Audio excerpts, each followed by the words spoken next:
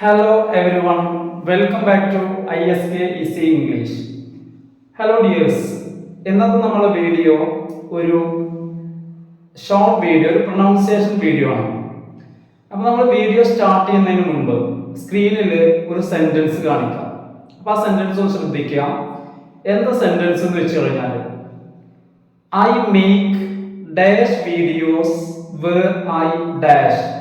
ഇവിടെ ഡാഷ് എന്ന ഭാഗത്ത് നമ്മൾ ഫില്ല് ചെയ്യേണ്ട വേർഡ് സെയിം സ്പെല്ലിംഗ് ആണ്, പക്ഷെ അതിന്റെ പ്രൊനൗൺസിയേഷൻ രണ്ട് തരത്തിലുണ്ട്. ലൈവ് എന്നും പ്രൊനൗൺസ് ചെയ്യും, ലിവ് എന്നും പ്രൊനൗൺസ് ചെയ്യും. അപ്പൊ ഐ മേക്ക് ഡാഷ് വീഡിയോസ്, നമുക്കറിയാം I make live videos where I live. ആദ്യം വന്ന ഭാഗത്ത് ലൈവ് വീഡിയോസ്, രണ്ടാമത് സെക്കൻഡ് പോർഷനിൽ വരുന്നത് ലിവ് എന്നുള്ളതാണ്. അപ്പൊ ഇന്നത്തെ നമ്മളെ വീഡിയോ, നമ്മളെ ടോപ്പിക് ഇതാണ്. എപ്പോഴാണ് നമ്മൾ ലൈവ് എന്ന് പ്രൊനൗൺസ് ചെയ്യുക, എപ്പോഴാണ് നമ്മൾ ലിവ് എന്ന് പ്രൊനൗൺസ് ചെയ്യുക, എന്താണ് അതിന്റെ ഡിഫറൻസ്? അപ്പൊ എല്ലാവർക്കും വീഡിയോയിലേക്ക് സ്വാഗതം. Once again I welcome to ISK easy English. അപ്പൊ ചാനൽ ആദ്യമായി കാണുന്ന ആളുകൾ, സബ്സ്ക്രൈബ് ചെയ്യാത്ത ആളുകളൊന്ന് സബ്സ്ക്രൈബ് ചെയ്ത് ഷെയർ ചെയ്യാം, അതുപോലെ തന്നെ ലൈക്കും കമന്റ് ഒക്കെ ചെയ്ത് സപ്പോർട്ട് ചെയ്യാം. അപ്പൊ നമുക്ക് വീഡിയോ സ്റ്റാർട്ട് ചെയ്യാം. അപ്പൊ നമ്മളെ ഇന്നത്തെ ടോപ്പിക് എന്ന് പറയുന്നത് ലൈവ് ഓർ ലിവ്, എങ്ങനെയാണ് പ്രൊനൗൺസ് ചെയ്യേണ്ടത്. അപ്പൊ ഇവിടെ നമ്മൾ മനസ്സിലാക്കേണ്ട ഒന്നാമത്തെ കാര്യം, ആദ്യമായിട്ട് മനസ്സിലാക്കേണ്ടത് എന്താന്ന് വെച്ച് കഴിഞ്ഞാൽ, നമ്മൾ ഒരു സെന്റൻസിൽ വാക്കുകൾ പലതരത്തിൽ അല്ലെ. സെന്റൻസ് എന്ന് പറയുമ്പോൾ നമുക്കറിയാം അതിന് പാർട്സ് ഓഫ് സ്പീച്ച് ഉണ്ട്. ഇപ്പൊ പ്രധാനമായിട്ട് നമുക്കറിയാം അതിൽ വെർബ് വരും, അതുപോലെ തന്നെ verb, noun, adjective, adverb, prepositions, ഇങ്ങനെ പല ഭാഗങ്ങൾ അതിൽ വരുന്നുണ്ട്. അപ്പൊ ഈ വരുന്നതിൽ ഒരു വേർഡ് തന്നെ വെർബായിട്ട് ഉപയോഗിക്കാം, സെയിം വേർഡ് തന്നെ എന്ത് ചെയ്യുന്നുണ്ട്, അഡ്ജക്റ്റീവ് ആയിട്ടോ ആഡ്വർബായിട്ടോ അല്ലെങ്കിൽ നൗണായിട്ടോ ഇങ്ങനെയൊക്കെ ഉപയോഗിക്കുമ്പോൾ ചില വാക്കുകളിൽ അവയുടെ പ്രൊനൗൺസിയേഷനിൽ മാറ്റം വരും. അപ്പൊ ഇവിടെ അതാണ് സംഭവിച്ചത്. ഇവിടെ എന്താ സംഭവിച്ചതെന്ന് വെച്ച് കഴിഞ്ഞാല്, ലിവ് എന്ന് പറയുന്ന അല്ലെങ്കിൽ LIVE എന്ന സ്പെല്ലിംഗ് വരുന്ന സെയിം വേർഡ് എന്ത് ചെയ്യുന്നുണ്ട്, അഡ്ജക്റ്റീവ് ആയിട്ട് ഉപയോഗിക്കുന്നുണ്ട്, ആഡ്വർബ് ആയിട്ട് ഉപയോഗിക്കുന്നുണ്ട്. അഡ്ജക്റ്റീവ് എന്ന് പറഞ്ഞു കഴിഞ്ഞാൽ ഒരു വാക്കിന്റെ വിശേഷണമായിട്ട്. ഒരു എക്സാമ്പിൾ പറയാനാണ്. എന്താന്ന് വെച്ച് കഴിഞ്ഞാൽ നമുക്കറിയാം ദ ലൈവ് ഷോ അല്ലെങ്കിൽ ലൈവ് ഡിബേറ്റ്, ലൈവ് ഡിസ്കഷൻ എന്നൊക്കെ പറയുമ്പോൾ ലൈവ് ഷോ എന്ന് പറയുമ്പോൾ ഷോ എന്നുള്ളതിന്റെ വിശേഷണം അതാണ് ഇത് ലൈവ് എന്നുള്ളത്, ലൈവ് ഷോ. അതുപോലെ തന്നെ ലൈവ് ഡിസ്കഷൻ, ലൈവ് ഡിബേറ്റ്, അത് ഇവിടെ അഡ്ജക്റ്റീവ് ആയിട്ടാണ് വരുന്നത്. അപ്പോൾ ഈ വേർഡ് LIVE എന്ന് പറയുന്ന ഈ വാക്ക് അഡ്ജക്റ്റീവ് ആയിട്ട് ഉപയോഗിക്കുമ്പോൾ live programme, live party, live discussion, live debate ഇങ്ങനെയൊക്കെ ഉപയോഗിക്കുമ്പോൾ പ്രത്യേകം ശ്രദ്ധിക്കണം. അഡ്ജക്റ്റീവ് ആയിട്ട് ഒരു നാമത്തിന്റെ വിശേഷണമായിട്ട് ഉപയോഗിക്കുകയാണെങ്കിൽ, അങ്ങനെയാണ് വരുന്നതെങ്കിൽ, അങ്ങനെ വരുമ്പോൾ നമ്മൾ എന്ത് ചെയ്യും, ലൈവ് എന്ന് ഉച്ചരിക്കും.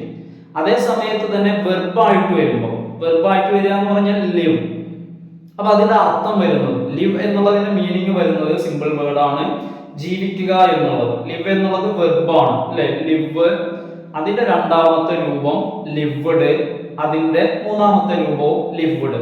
അപ്പൊ നമുക്ക് പറയാൻ പറ്റും ഐ ലിവ് ഇൻ ഇന്ത്യ, ഞാൻ ഇന്ത്യയിൽ ജീവിക്കുന്നു. ഇംഗ്ലണ്ടിലുള്ള ആളുകളാണെങ്കിലോ ഐ ലിവ് ഇൻ ഇംഗ്ലണ്ട് അല്ലെ. അപ്പൊ ഇതുപോലെ, അല്ലെങ്കിൽ നമ്മുടെ നാടിന്റെ പേര്, നമ്മളെ സ്ഥലത്തിന്റെ പേര്. ഇപ്പൊ ഞാൻ പറയുകയാണെങ്കിൽ, ഇപ്പോ എന്റെ സ്ഥലം എന്ന് പറയുമ്പോൾ ഞാൻ പറയുമ്പോൾ കൊപ്പം, അല്ലെങ്കിൽ വിയറ്റ്നാം പടി എന്ന് പറയുകയാണെങ്കിൽ ഐ ലിവ് അറ്റ് കൊപ്പം. ചിലർ പട്ടാമ്പിയുള്ള ആളുകളാണെങ്കിൽ I live at Pattambi. Ernakulam ആണെങ്കിലോ ഐ ലിവ് അറ്റ് എറണാകുളം. ചെറിയ പ്രദേശമായതുകൊണ്ട്, ഭാഗമായതുകൊണ്ടാണ് അറ്റ് പറഞ്ഞത്. ഇന്ത്യയിലാണെങ്കിൽ ഐ ലിവ് ഇൻ ഇന്ത്യ. കേരളമാണെങ്കിലോ ഐ ലിവ് ഇൻ കേരള. അപ്പൊ ഇവിടെ ലിവ് എന്നുള്ളത് വെർബായിട്ടാണ് വന്നത്. ഐ എന്ന് പറയുന്ന സബ്ജക്റ്റിന് ശേഷം ലിവ് എന്നുള്ളത് വെർബായിട്ട് വരുന്നു.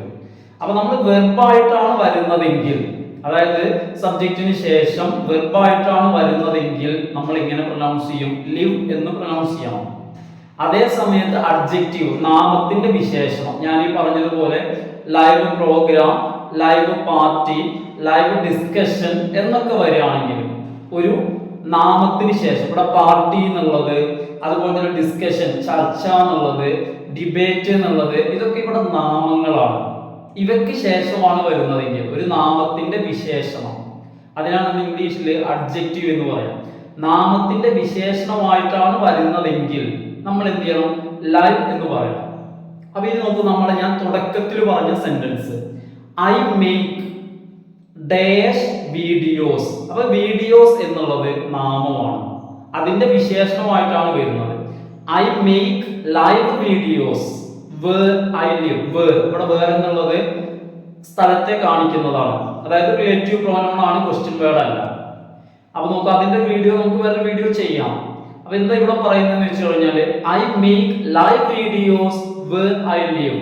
ഞാൻ താമസിക്കുന്നിടത്ത്, എവിടെയാണോ ഞാനുള്ളത് അവിടെ വെച്ച് ഞാൻ എന്ത് ചെയ്യുന്നു? ലൈവ് വീഡിയോസ് ഞാൻ ചെയ്യുന്നു.